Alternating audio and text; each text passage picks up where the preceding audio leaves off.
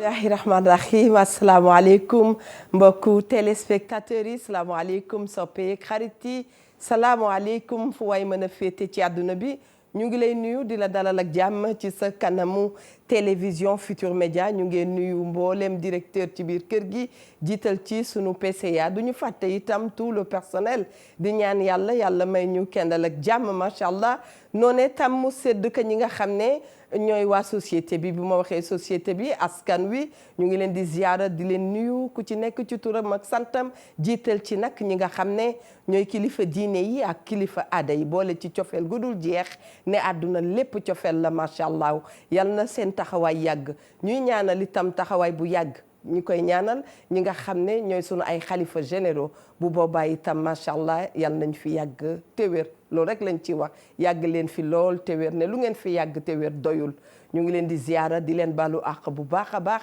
ne ni ma koy waxee njaboote daa métti te ku njaboot ku ne da nga ko am genre Eva gi moo tax ñu ngi leen di balu àq bu baax a baax di leen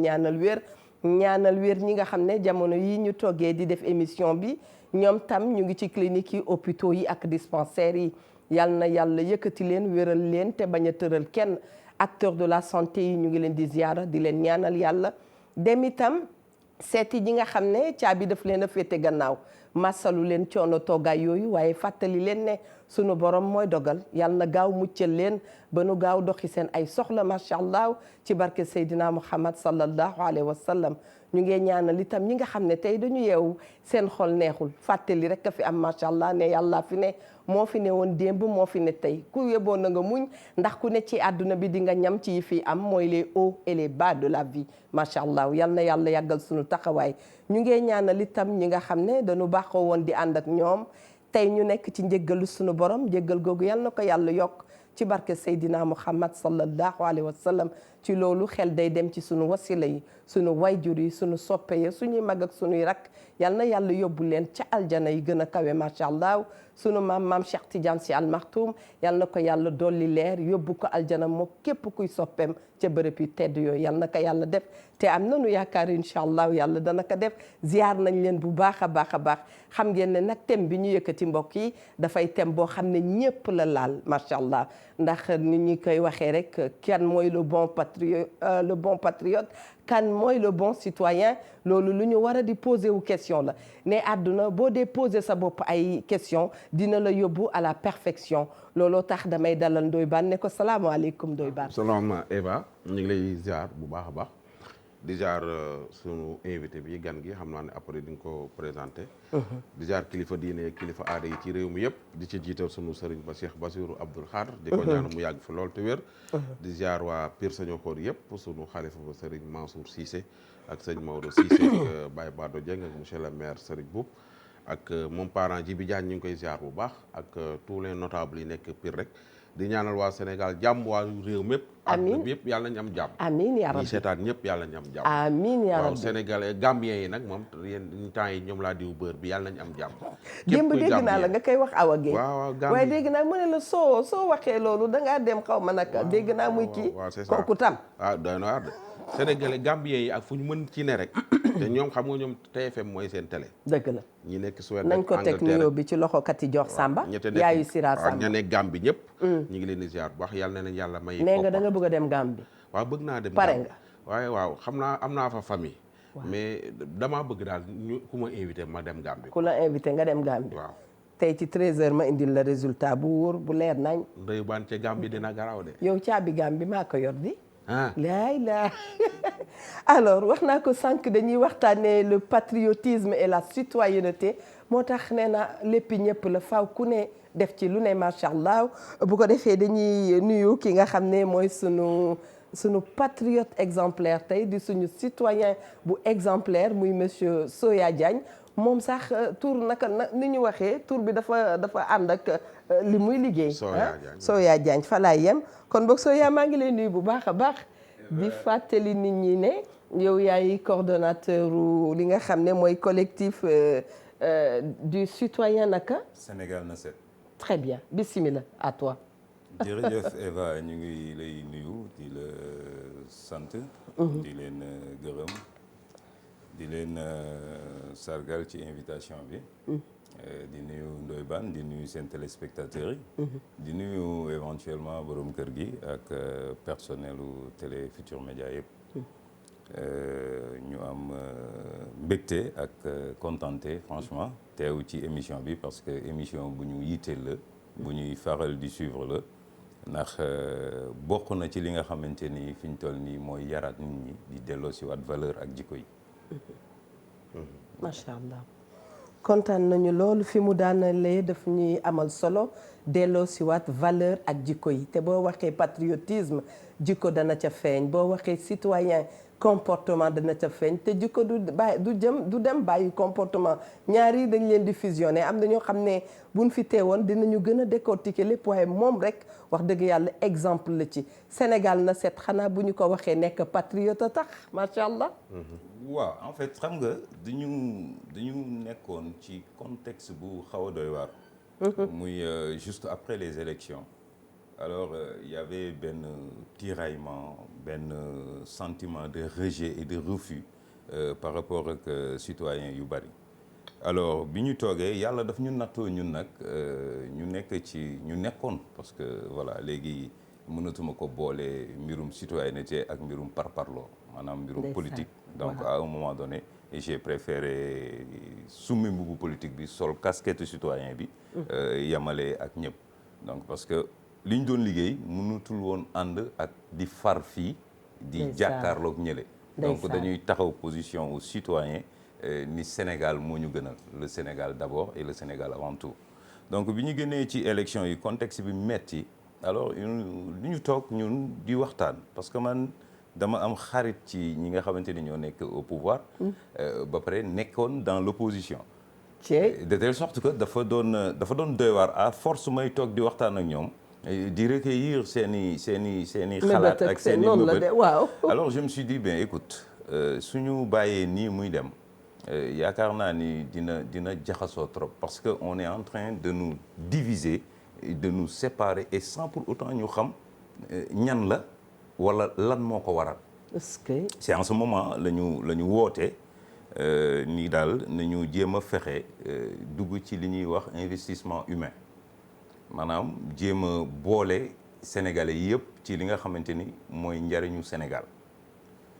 et comme dëkk bi salte na ba ñun ñëpp ñu xam ni dëkk bi salte na. dëgg la. et loolu bi ñu koy wootee ma dolli la si que ni le président de la République n'avait même pas encore commencé à parler du Sénégal zéro déchet du programme et autres donc ci la ñu wootee ni stade de l'amitié ni mu demee nii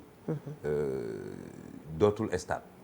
parce que parking bi nga xamante ni dañ ko jëloon jagleel ko li nga xamante ni moom mooy gan yi war a ñëw pour dem dugg ci stade bi seetaan match. bokkut ak bu ñu dee passé xaw ma naka fu ñu koy defee. waaw. stade de l'amitié bi nga xamante ni. man kontaan naa de foofu loolu moom ku ko defar ma kontaan ci moom. ci la ñu ñëwee nag ñu ne lii daal du dëgg du yoon parce que stade bi fii tey transport mi ngi ci parking bi. entrepreneur menuiserie mi ngi ci parking bi. maçon mi ngi ci parking bi daral mi ngi ci parking bi. jaay sa bopp sax amoon na ci parking bi. foofu noonu rek waaw ci biir parce que c'était pas contrôlé. beneen monde la woon trafic de drogue ak trafic de yàpp lépp a ngi woon ci biir parking bi. te kenn mënul woon aventurer wu dugg foofu pour jéem a sax réguler wala remettre de l'ordre donc ñun bi ñu fa demee ñu jël sunuy téléphone filmer ko jàllale ko ci Facebook bi alors ça a touché le maximum de Sénégalais. ak ñoo bëgg lu baax. ak ñoo bëgg lu baax. moo tax ku leen di jiite wala ku leen bëgg a jiite.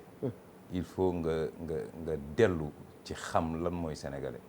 et waa àdduna ba mu daj kenn gënul bëgg sénégalais. man ma d'accord naa nag de kenn gënul bëgg lu baax. waaw ay gaynde lañu. waaw dafa fekk ni. dañ ñu yaratul. dañ ñu delloowatul ci la nga xamante ni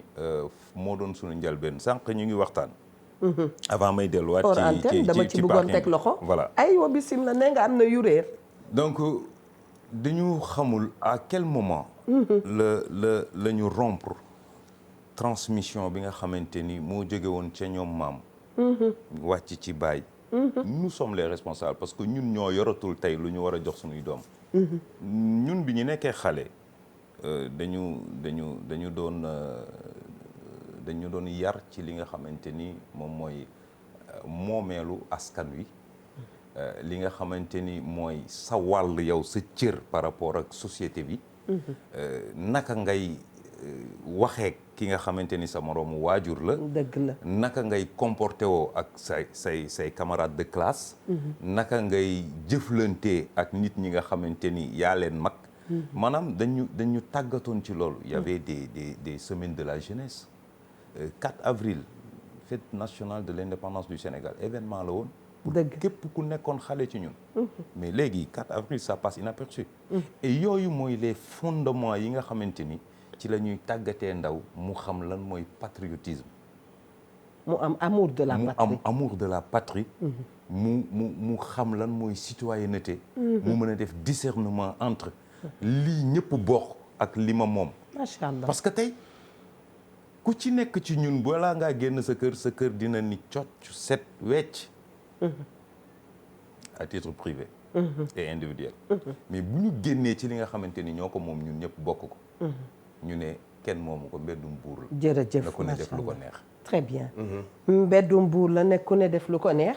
lu yëpp bu ñu ko jëlee yenn ko buur du baax. te fi mu daanalee waxam dem na ba tàbbigee ci individualisme. te ñun dañu xamul individualisme ci sunu société bi nga xam ne ci la ñu nekk Ndoye Bane. dégg naa li mu wax xam naa ni dina compliqué suñu waxee patriotisme ak. nekk un bon citoyen lan moo ci rôle intellectuel yi parce que ñi nga xam ne ñoom la ñu yaakaar ñu ngi nuyu waa forum civil waaw di nuyu itam caucus des femmes leaders ñoom ñëpp dinañ leen woo ci waxtaan bi nuyu itam le doyen Makhtar Gueye macha allah. léegi lan moo ci rôle intellectuel yi ñi ñuy wooyee les intellectuels entre guillemets parce que tey jii fu bus Dakar dem di ki tàkkee ñan ñoo ko taal. da nga bëgg ne xale yi jàng ñoo ko taal. te ràññee tuuti. léegi ñi nga xam ne ñoom la ñuy wax ni ñoom ñooy yaakaaru réew mi ëllëg. ñoom ñooy nekk chef d'entreprise yi. ñoom ñooy nekk ministre yi. ñoom ñooy nekk président yi. question bi xale yooyu. waaw ñooy jël bis taal ko. maanaam ñàkk xanaa dañ leen a jàngulul patriotisme wala citoyenneté ci alalu mbooloo. loolu mooy li ma doon wax sànq Ndoye Bane mooy le rejet. maanaam ñàkk a nangu kilifteef. ñun ñëpp nekkoon nañ étudiant nekkoon nañ élève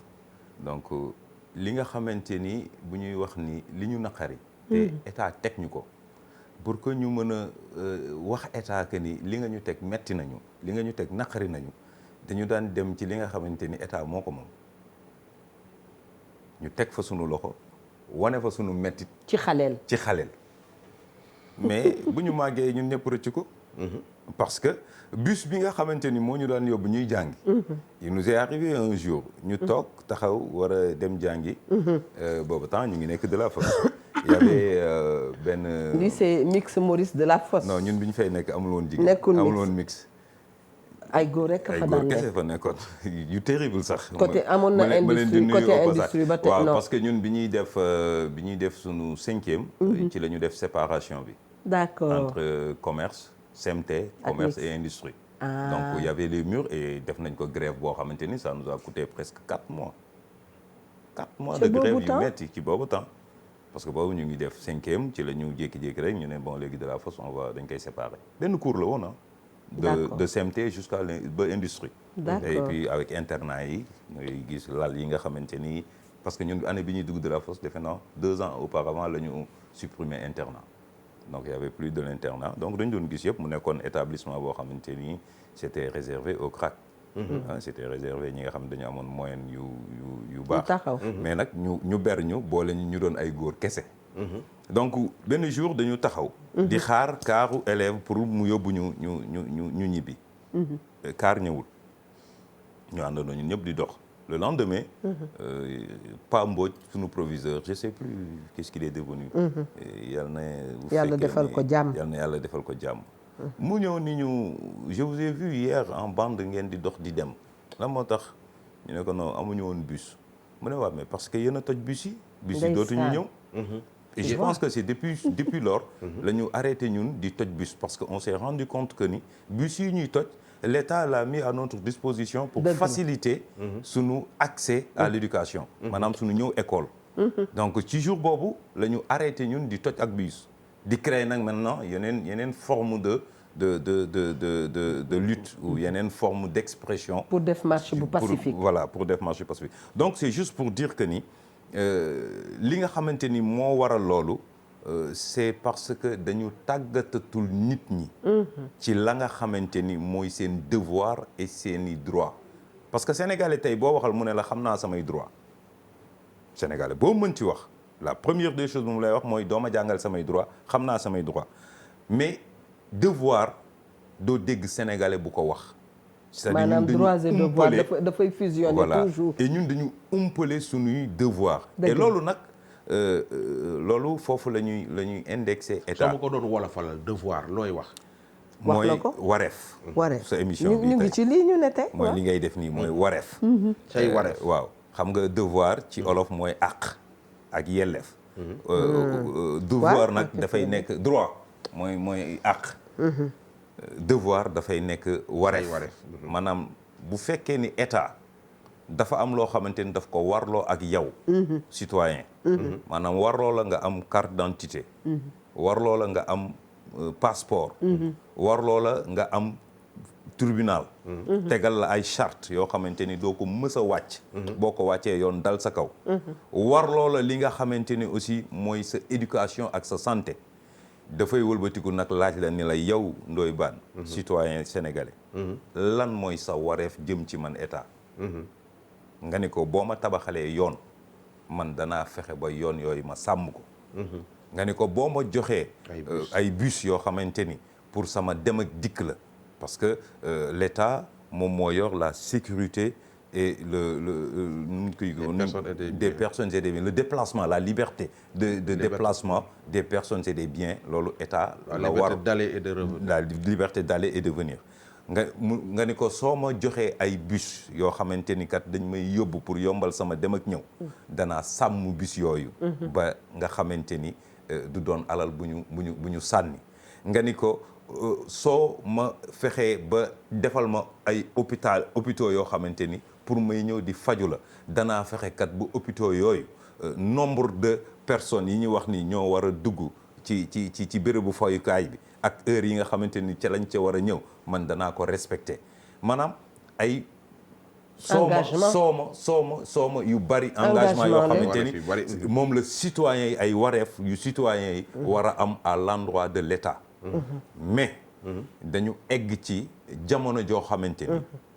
citoyen pour moom ñaxtu kese moo ko war et loolu man ñi may gën a jox tort sànq yaa ngi wax intellectuel man ñi may gën a jox tort mooy ñi nga xamante ni ñooy les partis politiques de tout bord nag parce que su fekkee ni yàlla daf la may soo yëkkatee sa kàddu ñu dégg la ay ndaw di daw di jëm si yow pour mën a utile à leur pays à leur nation parce que politique du dara lu dul contribuer à la bonne marche de la cité ou de ton pays alors ñooñu bu yàlla dogalee ñu daw si wut si la yow en tant que parti politique li la war mooy tàggat leen ci bëgg cofeel jëmale ci sa réew tàggat leen ci cofeel ci àq ak wareef yi nga xamante ni moo war bépp citoyen mais pas di leen jël en quelque sorte dafa mel ni dañuy def lavage de cerveau envers les jeunes xoolal ban moment la parti politique yi di utiliser jeunes seeni jeunesse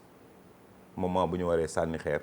moment bu ñu waree génn marche moment bu ñu waree njaxtu doo fi toog mukk nga dégg benn parti politique dalee ko ci parti bi nekk au pouvoir parti yi nekk au pouvoir sax parce que coalition la ba ci ñi nekk ci opposition bi doo ci gis benn parti politique ñu ne la defal nañ formation seen jeunesse jëmale leen ci naka la ñuy sàmmee moomeelu askan donc muy rôle boo xamante ni aussi man dem naa ba benn instant je me disais que ni qu'est-ce qui nous empêche de faire revenir li ñuy tuddee formation militaire parce que bu fekkee ni balaa nit di conscient ci citoyenneté rek dem armée balaa nit di fonk drapeau dem armée balaa nit di fonk nit assistance nit day daanu ci mbedd nga gis ñëpp daw ko te loolu c'était pas nous loolu c'était pas nous Sénégalais. jërëjëf. nit di dox ba daanu ñëpp mu di moytu. sous prétexte que je le connais pas. dëgg la macha allah mu mel ni nee na service militaire dafay defar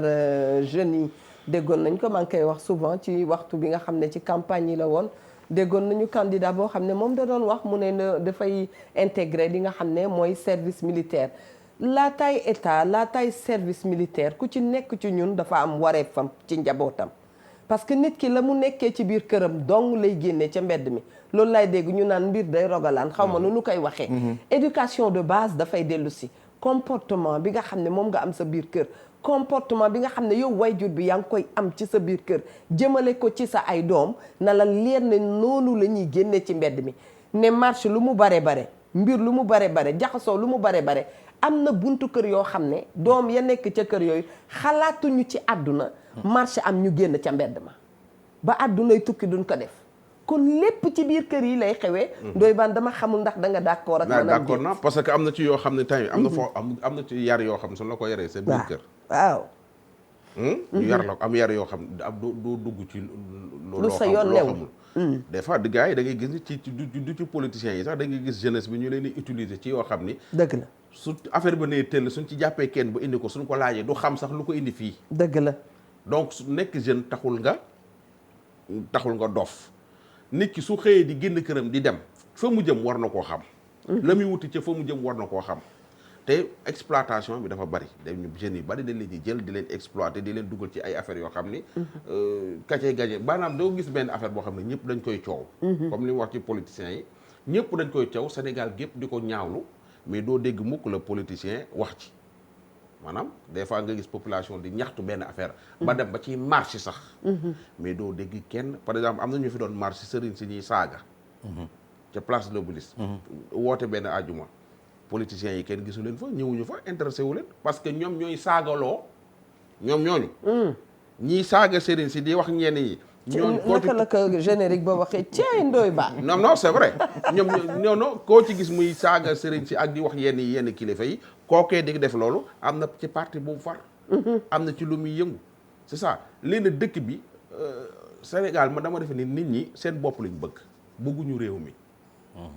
Sénégalais man pour man ay nit yu baax ne mais ñu bëgg seen bopp lañu lu wax luñ bëgg boppam jabaram ak i doomam très bien ak këram boppam jabaram ak i doom ak i këram loolu la bëgg mais alalu réew mi ñëw loolu nag doxalul seen yoon nekku ci réew mais c'est vrai man kañ laa xam carrément que ni Sénégal am na ci ñoo xam ne bëgguñu Sénégal su équipe nationale di football man maa ngi ci biir dama caa takk rek bis mu ne dama koy wax mais nit ñi duñ ma comprendre duñ ma dégg y a des Sénégalais yu nekk devant ñu leen di gis ci télé yeeg rajo yi ak yenn débat yi tout le temps ñu mbalala la leen mais patriotisme fii di wax naan ñoom ay patriotes bari duñu dara nga ni barke Serigne Bamba duñu dara fa ñu su Sénégal soxlaa réew mépp war a nekk toujours ñu wax ci suuf su Sénégal soxlaa ñëpp soxla xool yëpp war a nekk benn y a des personnes yu nekk ci dëkk bi nit ñi xam leen dañuy jéem a def tout pour yàqal Sénégal te man heure bu ma jógee pour dénoncer leen ñu téye ma te man xam naa leen bu baax a baax ñoom xam naa ñoom man te duma arrêté di ko wax te bës a ngi ñëw dinaa ko exploser parce que am na loo xam ne leen naan lu ëpp tuuru dëgg la Sénégalais yi mënuñoo nekk benn dëgg la di viser benn affaire di ko wut yow nga ne da ngay yàqal Sénégal parce que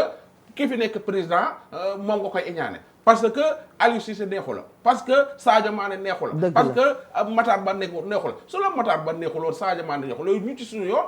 ñun Matar Ba intéressé wuñu on parle au président nom Macky Sall de la intéressé patrie wuñu waaw Sadio Mané intéressé wuñu man li ñu intéressé may Sénégal moo ñu intéressé Sénégal moo soxla képp koo xam da ngay patriote fi lay soxlaa mooy Sénégal soxla nga ñëw taxaw daan nit maa ngi góorgóor lii pour Sénégal lii muy yóotu mu jot ci waaye yow daal Sénégal lii muy yóotu su ci jotee daal su xol bi du neex parce que Macky Sall daal la soof Matar Ba la soof Aliou Cissé la soof loolu problème personnel la te lii may wax ni du ay xale yu ndaw ñoo koy defan ay mag yi jëmm ñii ay leaders yi parti lañu ñii ay journalistes lañu ñii ay très bien moom lay wax démb ma ni nañu moytu itam di wax boo xam ni tey bu ñu ko waxee suñu dëkk bi tàkk waaw ne suñu dëkk ñun ñoo ko mun a defaral suñu bopp te ñu ngi koy defar ci xalaat bu rafet ñu ngi koy defar ci ay jëf yu rafet ñu ngi koy defar ci jël ay mbir yoo xam ne buñ ko tegee dana dëgëral li nga xam ne mooy socle bi socle société bi. xam nga Eva loolu li nga xamante ni moom moo ci jiitu nit mënul joxe lu mu amul. est-ce que li ci jiitu mooy tàggataat ndaw yi ci lan mooy amour de la patrie. dëgg la. gis nga ñu ngi leen di bàyyi ñu daw jëm ci nit. fekk ni nit kooku du leen xamal lu dul boppam. de baamtuwaat ko. dañuy bàyyi nit a ngi daw dem ndaw a ngi daw dem ci ñu ngi leen di seetaan ñuy daw jëm ci nit. waaw fekk ni nit kooku du leen xamal lu dul boppam. weesu ko. weesuwu ko. ça veut dire dañuy dem ba xale yi nit ki la ñuy jaamu au lieu que intérêt Sénégal. et loolu mooy li nga xamante ni danger bu njëkk. bu ñuy seetaanee tey sunu doom yi. ak sunu rakk yi jëm ci loolu. beneen bi ci topp mooy fexe ba naka la ñu war a mën a def ba xale yi. Sénégal gënal leen seen bopp.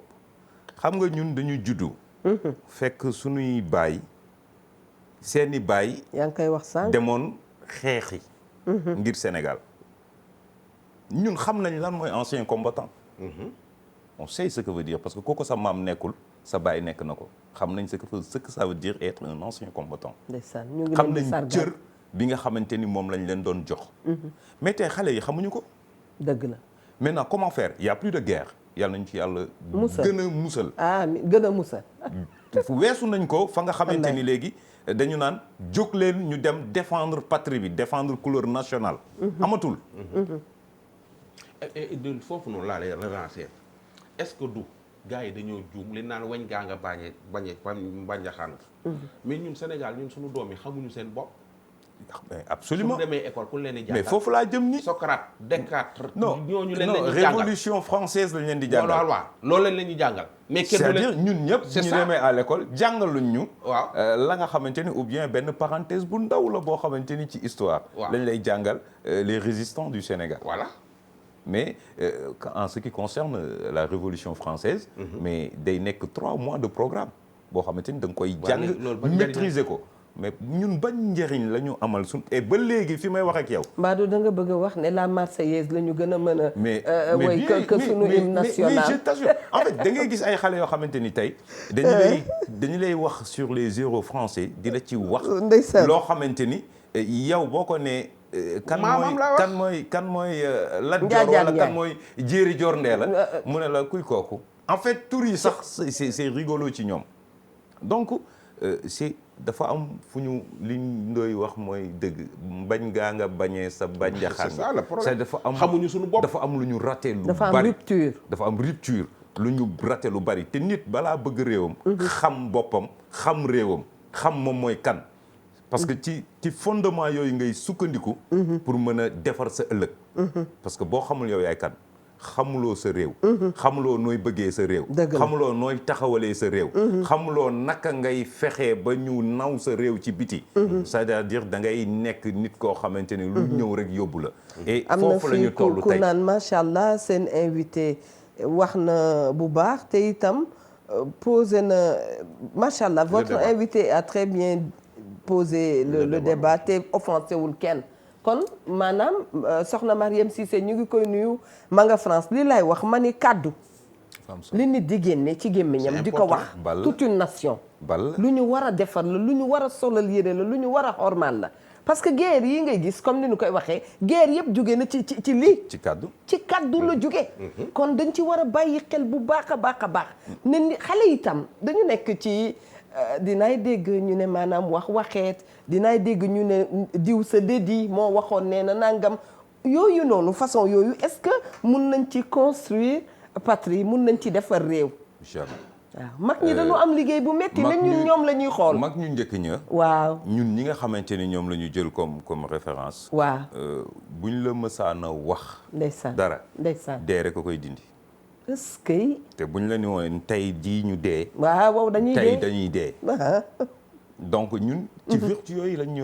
ñu yar. ci yooyu lañ ñu tàggat. alors suñuy dem di dem ba nga xamante ni nag ñi nga xamante ni tey ñoo war a sol mbubu mag ñooñu. incarné ko parce que un leader ou bien un njiit ku ñuy tuddee njiit. du dara lu dul ki nga xamante ni dafay yor yatam di sàmm askan wi dëgg la di leen sàmm pour ñu jëm ci yoon wu baax ba nga xamante ni lekk am na fa naan am na fa teraanga am na fa sutura am na fa loolu rek la ñuy doyee njiit mais sooy dëgg la ñi Sénégal comme que Eva mi ngi ma koy laaj démb si nga taal Sénégal ñi nga xam ne yàlla da leen a may wërsëg ñafe seen life ñafe sacrifier seen bopp dugg fu ne ba yàlla may leen wërsëg kalaasu Youssou Ndour geek ay ñoom Cheikh Amar ak bari nañ ci dëkk bi ki gaañu bët ki dee mu nu mu tuddati ki sant Amar nit ñu baax ñooñu nga xam ne dañoo ñafe seen life lépp investir ko ci dëkk bi employé ay nit maanaam wane seen patriotisme ba mu jeex tàkk ba former ñeneen ñoo xam ne ñi nga wane seen patriotisme maanaam ay nit yu amal njariñ réew mi da ngay gis ay nit yu tekkiwul dara di wooyee seen bopp ñi ñoom ay patriote lañu bari na ci xawma les soit xawma ay activistes lañ tuddee seen bopp xawma bari na ci quoi xawma activiste non bari na ci du ñëpp quoi yaa am na ñoo xam ne ay vrai ay activistes lañu dañuy wax li nga xam ne moom la ñu gis see dëkk bi am na ci des soi-disant activistes ci ñoo li ñuy déggee ay yenn wax yu ñaaw yi ay yenn classe yu ñaaw yi di ko wax ñoo xam ni yow ki nga koy wax ki nga nekk di saaga Ndoye Bane mi nga nekk di saaga njariñ li am ci réew mi amoo ko ci réew mi sa waajuru góor amu ko ci réew mi maanaam suñ tegale woon sa askan ci kaw ba ci suuf liñ def ci réew mi man li ma def ci réew mi sa askan wépp def ko ci réew mi léegi ñu ñuy jël ay nit maanaam Sénégal dama seetlu dañuy suul ndaanaan ci maanaam non j'ai compris li nga bëgg a wax mais en fait dañuy jéem a suul ndaanaan waaw jéem a suul ndaanaan te du sotti parce que les capitaines d'industrie yooyu nga xamante ni da nga leen cité léegi nii te ils se sont fait ñooñu dañuy wax li ñuy wax naan self-made men c'est des gens qui se sont fait allo oui salaamaaleykum allo salaamaaleykum waaleykum salaam wa rahmatullah salaamaaleykum maa ngi leen di nuyu yéen ñëpp. ñu ngi lay fay boo yokkee baat bi mu gën a baax. waaw Ibrahima Ndoye la Ibrahima Ndoye bisimilah. waaw defe naa c'est la première fois sax may woote ci yu mel nii. ndeysaan. sama xarit Ndoye Bane la dégg bu baax muy wax. dëgg la. ak yéen ñu fi toog ñëpp defe naa ku ci nekk xam naa la waaye loolu amul solo débat bi mooy li am solo.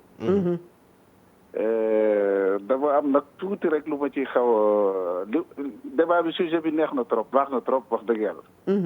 waaye comme dañuy améliorer di defar damay insister beaucoup ci li nga xam ne rek xawma ci d'accord tuuti defe naa loolu moo tax débat di am solo. suma xarit Ndoye Bane wax na wax ju rafet wax ju am solo mais defe naa ni am na fan yi coow li fi am ak débat sur le livre ouvrage bi ñu def nga xam ni histoire générale du Sénégal la ñuy waxtaanee. je crois que ni foofu remarqué naa ci manquement bi nga xam ni presse bi def nañu ko ak télévision yi. maanaam parce que ouvrage bi bañ ko lancé yàgg na. dañu dem ba gis ay coow am ci loo xam ne ça concerne des personnes et des familles religieuses par rapport à la grande histoire de ce pays nga xam ni parti rek lañ ci. finalement débat bi dafa mel ni dañ ko xaw a polluer ba mu dem ci diggante ay confrères yi et cetera ba finalement contenu bu am solo bi nekk ci biir histoire bi parce que quand même c'est des milliers de pages. lépp ngi ci ay informations yu capitales bu ngi ci c'est des années de recherche et tout dañuy dem ba fi mu ne nit ñi retenir ñu ci lu dul diggante juum nañu ci affaire u Ndiassane juum nañu ci Touba di Tivaouane ba finalement daal. dafa tuer sax à la limite pratiquement ces années de recherche ak effort yoo nga xam ne ay doomu sénégalais comme ñun ak yéen rek bëgg lu baax dëkk bi ñoo ko def. waaw. macha allah moom itam avion la joxe moo tax bi ñu tàmbalee thème bi ma ni Mia dinañ ci jëm 2 semaines la ñu daan waxtaanee benn thème waaye bii dafay jaadu ñu. yóbbu ko sax ci weer mais xam nga am na yoo xam ne dafa war a nekk ay débat ak échange yoo xam ne dafay constructif macha allah absolument ak bu ñu ci waree wax rek ñu xool anam yu ñu cay waxee maa ngi suivre tam récemment 2 doyens yu doon wax ci benn bind ci ay bind di échanger ma ne échange yi nga xam ne daal ci mbirum positif. waaw mbir mu positif ay intellectuel ñooy waxtaan ku ci nekk daf ci war a tirer profit et non pas ñu ci jëlee ay mbir yu négatif daal dinañu inviter des personnes habilitées à en parler bu ko defee ñu gën a yaatal waxtaan bi incha allah mais Eva dañuy wax que toujours que la nature a tellement horreur du vide ba nga xamante ni la war a toog place am bu toogul place am rek leneen toog fa maanaam c'est-à-dire beaucoup de gens s'offusquent di mettitlu niveau débat bi nga xamante ni moom moo nekk ci dëkk bi mais du dara lu dul la ñu war a wax la ñu waxul et nit nag su waxul la mu war a wax leneen rek c'est-à-dire ñi ñu jiite ñi nga xamante ni ñoom la yàlla jox kàddu journalistes yi nga xamante ni ñoo war a wax yéen ñi nga xamante ni yéen a nekk ci émission télé yi su ngeen orienté wul nit ñi imposer leen benn ligne boo xamante ni ci loolu la ñu war a wax parce que nag ñàkk ñu lu ñu war a wax ñun Sénégal li ñu fi war a wax bari na dëgg la alors suñu ko deful rek dañuy dugg ci wax leneen ay détails ay considérations personnelles wax ba dugg ci vie privée nit loo xamante ni wax dëgg yàlla mën nga ci maanu parce que yàlla sunu boroom sax bi mu sàkkee doomu aadama dafa maanu ci mbiram ba nga xamante ni nee na ko danaa wéetoog yow bu ma lay àtte sax damay wéetoog yow ba nga yaakaar ni man yow rek laa bind donc ci xeetu sutura nga jëm ci sutura moom mi nga xamante ni moo ñu sàkk te mënoon ñu weer saa su ne mu ñuy nëbbal ba ñu dekkee ñëw ci moom mu ne ñu duma leen di àtte dinaa wéetoog yéen ba nga yaakaar ni man mii la sàkk yow rek laa bind binduma ñeneen tellement que je vais te consacrer le temps de te juger et de te juger parfaitement donc itam mu may la temps boo koy baaloo boo koy baaloo moo xam nga en tout cas am na yoo xam ne faaw ñu wax ko am na yuy xew ci réew dañu koy déplorer dañu koy ñaawlu mais itam chance bi ñu am mooy ne ñi nga xam ne ay leader d'opinion lañu ñi nga xam ne am nañu influence ci société bi ñi nga xam ne bu ñu waxtaanee lépp defaru nañ leen di tàllal micro maa ngi koy wax ci sama biir wax Sénégal dafa bare ñu mel ni Eva tey bëgg wax te léeg-léeg liñ naan yaa war a wax yaa ñu saf bu taxee nga wax exactement xoolal parolier yooyu xoolal tey El Hadj Ndiaga Mbaye gis nga ñoom dafa am fu nu féete woon mais di def mbir yu mag macha allah sunu maam Abdoul Aziz Sy radiallahu anhu xoolal enseignement yum ñu bàyyil suñu toogee di ko déglu ba bu Sénégal jëq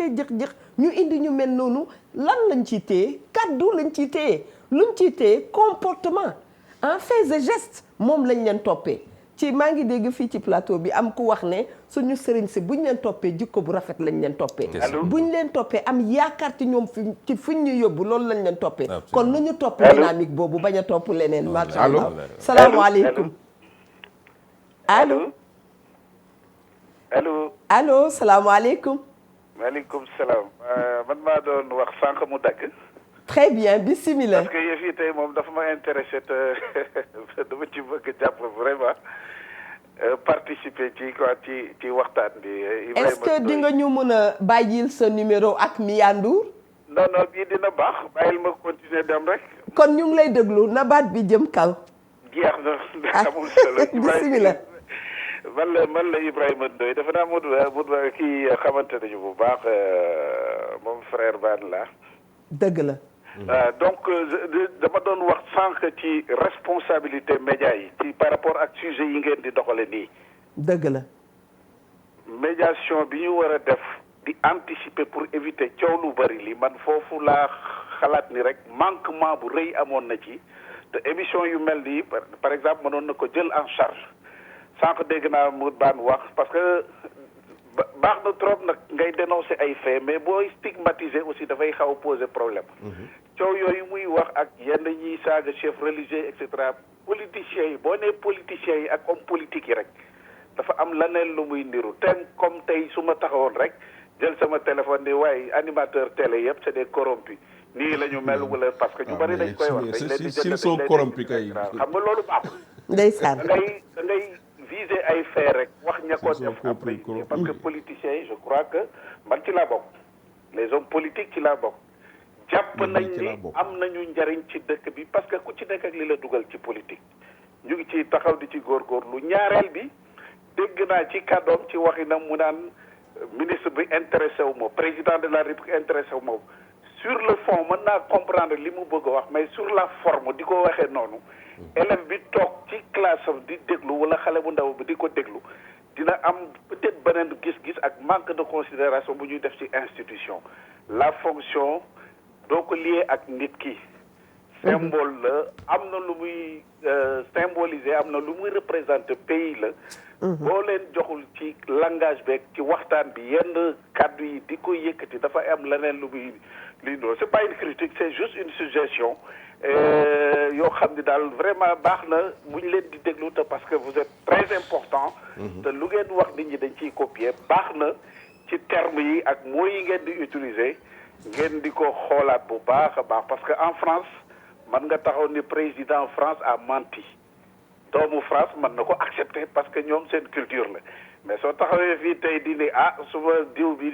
dafa fen dafay niru beneen affaire lay doon manque de respect sax lañ koy tudde pourtant man nga ni li mu wax rek xëy na man d'accorduma ci wala mën nañ ko waxee neneen wala li mu def et cetera et cetera et cetera donc loolu aussi ci culture la ci li ngeen di def nii di yeete baax na ci ñu tamit yéen comme da ngeen am une position privilégiée ci société bi ngeen di xool aussi termes yi ngeen di utiliser mots yi ngeen di utiliser kàddu gi ni ngeen koy doxale ak yooyu yëpp dafay am influence ci xale yi ak ñi leen di suivre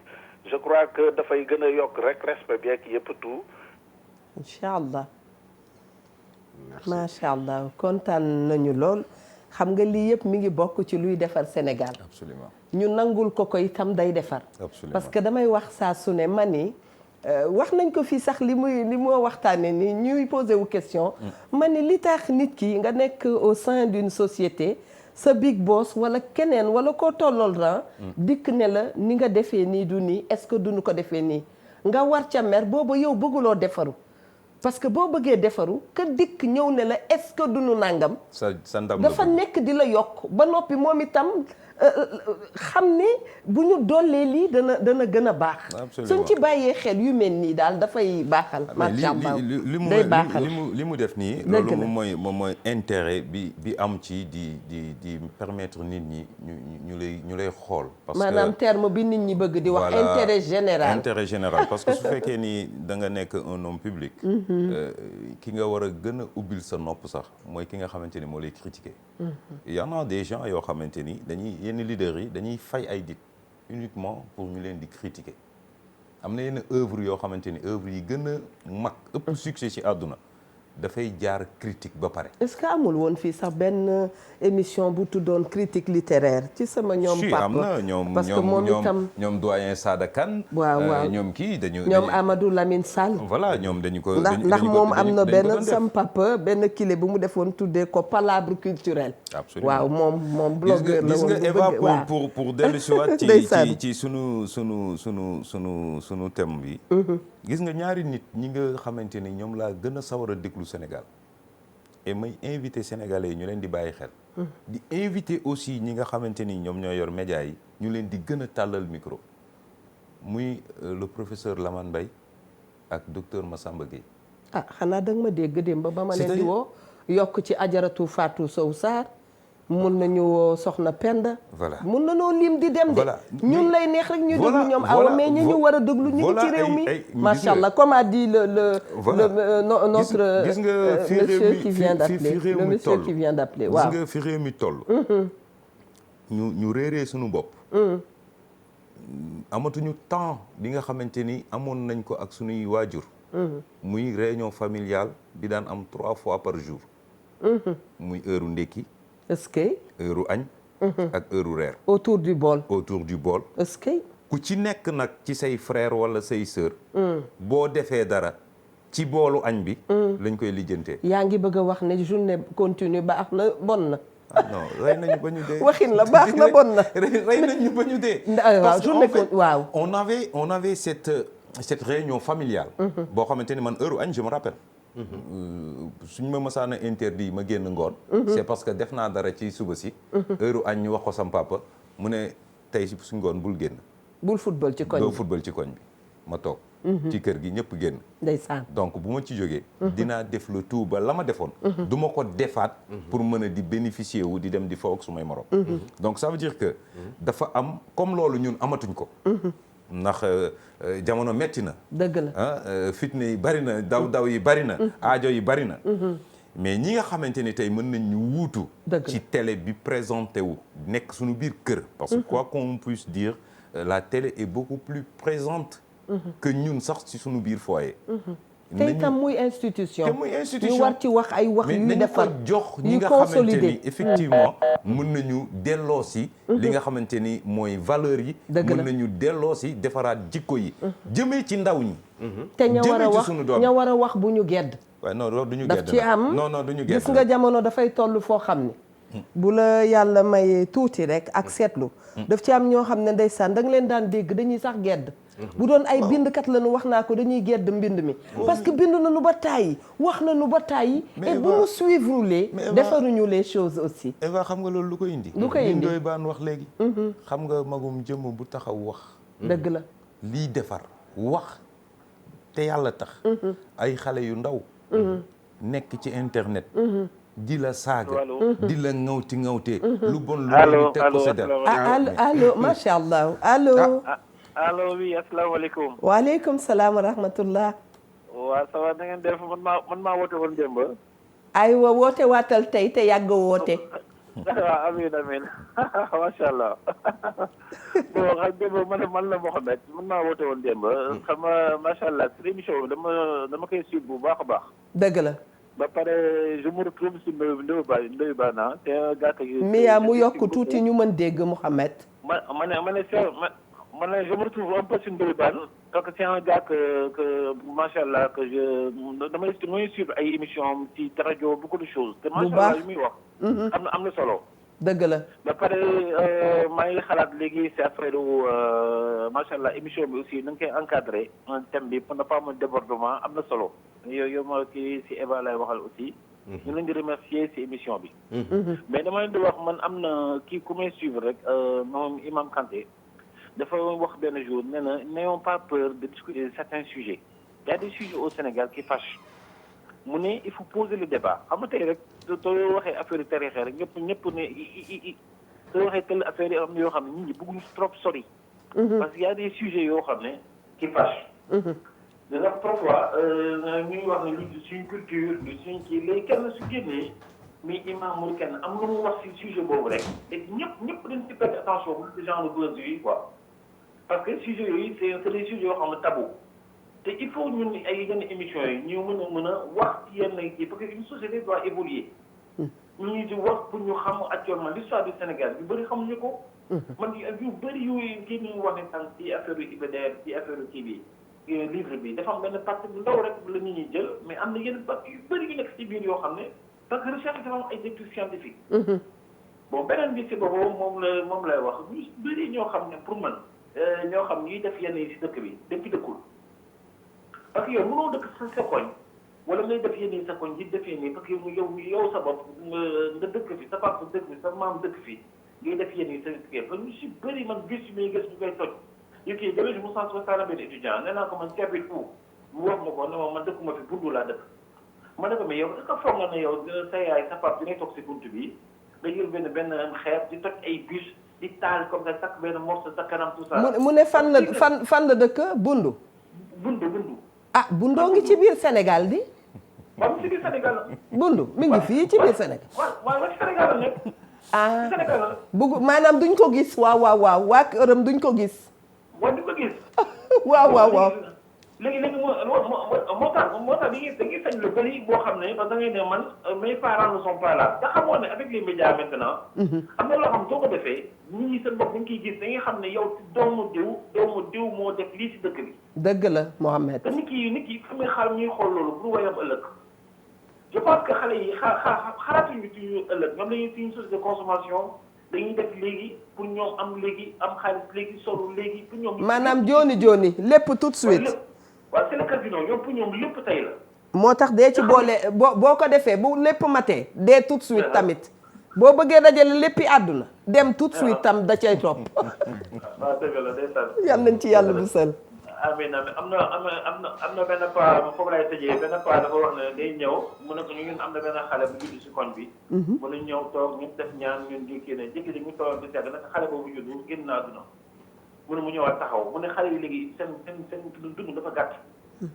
te mu ne loolu moo ko jaaxal. dëgg la mu ne da ngay gis xale yi léegi benn xale parce que da ngay gis scooter kenn romb la à 200 à 300 à l'heure nga xam ne moom ci boppam. xamul ne sax moom ci boppam il est appelé. ndeysaan à semer yokk xeetu salaam moom avenir lu dëkk bi la moom pour moom su deewee ci dara. ci yàlla ci yàlla doy na waar. doy na waar Mohamed. bàyyil ñu toujours sa numéro ak Miandour Mangook xam nga ñu ngi waxtaan nee naa suñu waxtaan moo xam fu niveau débat bi toll moo xam lu nu mënta wax faaw dinañu dellu démb les belles choses d'antan les belles choses passées comportement yi woon valeurs yi woon wax nañ ko sànq tey ngay gis nit day dikk wax la lu ko neex daa dee wax ne man ba may wax gëmuma ko woon waaye moo ne sunu ayel yi sunu maam yi bu nu daan wax kaddu dafa sacré woon ci ñoom comportement bu rafet jëf ju rafet da ngay xool tey buñ dee wax rek waxu civisme parce que boo waxee patriotisme wax citoyenneté di nga dugg ci civisme ak civisme ak yi mu topp yépp da ngay gis bu jëkkaan da ngay gis maire boo xam ne bu dee bale buntu këram dana bale buntu këram ba wees buntu këram. Absolument. keneen ka nga xam ne itam dafa dëkk ak moom daa dee génn feelu ko keneen génn feelu ko keneen génn feelu ko du coup ñu am cité bu set léegi ñu ngi ci jamono wu maa la gën a yaradiku man nee naa am na terme yoo xam ne man ni ñu mel bëgguma leen a mokkal maa la gën a yaradiku maa la gën a nangam maa la gën a nangam te faris yi ba nu doon ànd da ngay jaay baax maa la gën a baax da ngay gis waaw kañ da ngay jaay baax maa la gën a baax dafa mën a wax lu rafet moo tax wax naa ko Ndoye Bane ma daanal mag ñu baax ñu ñoo waxtaane dañuy waxtaane Cheikh Ahmadou Bamba Khadimu Rasoul dañuy waxtaane Seydi Hadj Malick dañuy waxtaane maam Limaamu ñooñu xool leen nañu waxante dëgg soxlawul njàngu nit ki sore ci mbir moomu mais nañu toppante woon nañu hormalante woon nañu nawante woon qu'est-ce qui nous empêche de le faire nga gis sa collègue muy liggéey lu rafet nga ñëw nga signé ci suuf ne je valide ne lu ñaaw kenn du ko valider lu rafet rek la ñuy valider macha allah. Eva li ngeen wax yëpp lu am solo la. ñun Sénégal soo seetloo dañ naan li passé moo gën lu tay li Sénégal fii ak bàyyiwuñu ku nekk naan mana gi. te waykat ku nekk naan mana. moo fi am ku nekk ngi naan mana rak jëmale sa kanam. loolu moo ñu tàbbeel ku nekk naan mana. da ngay nekk ci koñ. di kaas rek. ma ne yow jeune bi ci koñ bi di kaas rek ban njariñ nga amal koñ bi te question bu may posé jeunesse su Sénégal bi yépp la wala nit ku ne nag nit ñi seetaan jamono jii di xool Ndoye Bane sama kanam gu ñaaw gii maa ngi lay laaj yow mi may seetaan yow sa kanam gi ban njariñ nee na d'accord waaw ban njariñ nga amal sa koñ ban njariñ yow mi may seetaan moom nga amal sa dëkk ban njariñ nga amal sa réew nit ku nekk su xëyee war naa posé wu question waa man mi ban njariñ laa amal sama kër baay gii bala ngaa génn soo génne ba ci buntu kër gi nga ne waa man léegi li xew kay sorewul ñu koy kile baay daf lay jox dépense ba muy am ay sëtëki sëtaat li Matar Seck Mboro doon wax ne booy jàmbat sa doom di jàmbat na la wóor ne namu laa fajal gàcce ay woon Ndoye Bane jeunes yi dama soo génnee yeewoo ba fudd ba sango ba taxaw ba ndékkee pare neel man ban njariñ laa amal sama kër baay gii dëgg bu fekkee sa kër nga nekk yaa ak sa jabar nga ne nga posé question ban njariñ laa amal sama jabar ak samay doom génn ba ci mbedd mi waaw ni man ban njariñ laa amal waa koñ bii ma dëkk nga xam ne fi laa yeewoo fi laa dëkk fi laa juddoo yaroo fi ban njariñ laa amal waa koñ bi fekkee ab dëkk la yow mi may seetaan posé question yow ban njariñ laa amal dëkk bii nga xam ni fi laa juddoo ñu ngénte mi fi ma jàngee fi ban njariñ laa amal su école ba ma daan jàngee wala daara ja ma daan jàngee ban njariñ laa ko amal maanaam da nga wax ne dëkk ci dëkk defar dëkk bee ko gën noonu nit dafa war a fexe am njariñ amal njariñ waa këram macha allah amal njariñ waa koñ ba dëgg amal njariñ waa dëkk ba mu dëkk amal njariñ réewam yow amoo benn njariñ te ba pare di kaas rek nañ fi góorgóorlu jéem a am njariñ suñu góorgóorlu ku nekk di góorgóorlu bañ a am njariñ ci sa bopp rek tey amal njariñ sa waa kër amal njariñ sa waa koñ amal njariñ sa waa dëkk su yàggee dëkk bi dina dox waaw amal njariñ itam suñu bopp nekku topp yii nii li ma yor nii allo petit bi allo voilà lii yàq na suñu àdduna du caaxaan da ngay gis koo xam ne dafay nekk tey ñu dénk ko liggéey bu ngand mais boo duggee ci bureau boo sàgganee da nga koy gis mu nekk ci portable am léeg-léeg ñu yóndee la fukki message yoo xam ne bu ci nekk buzz la wala frasque la nga war a ne ah bon lii ah bon on ne travaille pas. liggéeyu ñu doy baax góorgóorlu ñu et dañu dem ba ma dolli tuuti mon grand jox la kàddu bi dañu dem ba yéen a ngi wax suul ndaanaan excellence sax dañ koy bañ. bu nit di exceller ci dara. ci patriotisme laa nekk de di liggéey ci bërëb gëm service bi bëgg yëf yi jëm kanam dañu naan dafa ëppal wala ñaaree dafay neexal patron bi patron bi itam léegi saay ka gën ci élément yi nangul ko loolu bu sàgganee kooku du kontaan. Parce que duñu ko téyee nanu ko war a téyee ndoy baan on a trop de mots ci sunu société yi ña nga xam ne wax naa ko dañu war a wax ñeneen ay wax à leur place ñi war a bind ñeneen ay bind à leur place te ku ci nekk sooy wax c'est à titre individuel le moi man rek man foo yàlla ci boppam buy wax dafay wax ñun macha allah. xam nga Eva dafa am suma benn xarit ma koy nuyu au passage Matar Ndiaye ñaari baat ñett yoo wax ak moom mu ne recommençons ce pays. le pays. wax nañu taxaw. effectivement sëñ Cheikh Tidiane Al suñu ndëpp national bee ngi ñëw de. yal na yàlla yokk leeram amiin yaa rabbi amiin. tas ñu ci barkeem. amiin da daan wax ni nañu sang réew mi. allahu akbar. nañu sang réew mi parce que réew aussi duñu ko bàyyi rek muy dem. day am à un moment donné ñu taxaw xool fan la ñu jëm ban direction la ñu jël. est-ce que c'est la bonne direction ma daanal sa waxtaan. téye leen soxna yi teral leen. def leen jàmm ci ñoom ñu continuer xam nga mbir chaîne la ñu continuer yaral leen seen ay jaboot defar réew divorce yi ngi bëri xol yu tàng yi bare nañu tooñante gi bare na foofu yooyu yëpp dafay indi réeroo daal macha allah ndoy sànq yaa ngi wax ni na ku nekk posé wu la question à savoir ban njariñ nga amal sa réew c'est une très bonne question une question boo xamante ni tout un chacun doit se poser la question mais aussi il faudrait que ñu poser wu aussi la question ban njariñ la état amal askanam parce que am na loo xamante ni su fekkee ni yow gisuloo ko teguñu ko sa kanam nii imposé wuñ la ko doo ko mës a mën a xam tey ñun bi ñuy nekk xale parce que man c'est mën naa ni mooy époque bi ma gën a naqari ci li nga xamante ni Sénégal perte nañ ko mooy ban muy ñun bi ñuy nekk ndaw dañu yaroon ci di gis ay nit chaque mercredi ñu gis ay oto ay nit wàcc ci di bale mbedd mi si chaque mercredi dañ leen doon tuddee les gobi les bidas ca boobu tous les mercredis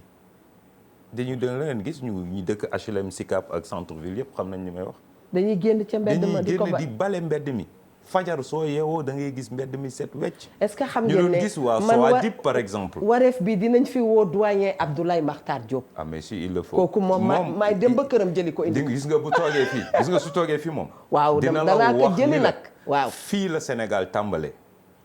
fii la ñu yem tey. kon bokk et fan moo gën. da ngay gis ni. waaw li ñu doon dund bu passé. dans le passé. waaw moo gën téeméeri junni yoon li ñuy dund tey et on veut nous faire croire que dañu nekk ci société bu moderne. très bien doyen Abdoulaye Makhtar Diop ñu ngi koy sargal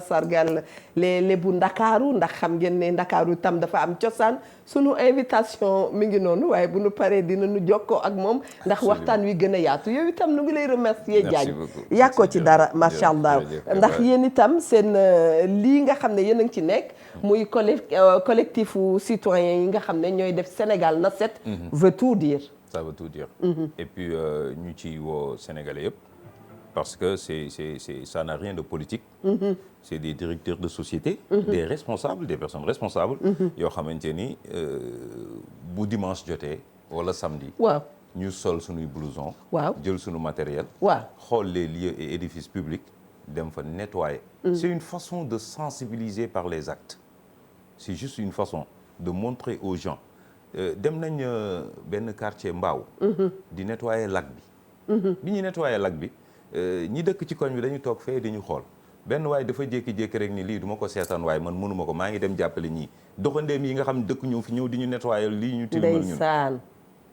tu gis vois nga que loolu. bu benn jàppee kooku noonu bu delloo dina wax ak waa koñ bi au fil du temps koñ bi ñëpp dinañ jàpp danañ defar c'est-à-dire Sénégal kenn ku ci nekk sa buntu kër boo ko defaree très bien waa koñ bi génn defar koñ bi waaw waa commune bi defar commune bi très bien bu yàggee Sénégal set sama xel dafay dem jërëjëf Diagne kontaan Merci nañu loolu beaucoup. macha allah Merci. et loolu ñun tam on va le shipper jox ko ñi nga xam ne ñooy waa Fass waa Gueule Tapée waa Colobane waa zone A parce que zone A itam ñu ngi leen di nuyu bu baax a baax di nuyu itam ki nga xam ne moo jiite loolu ñu ngi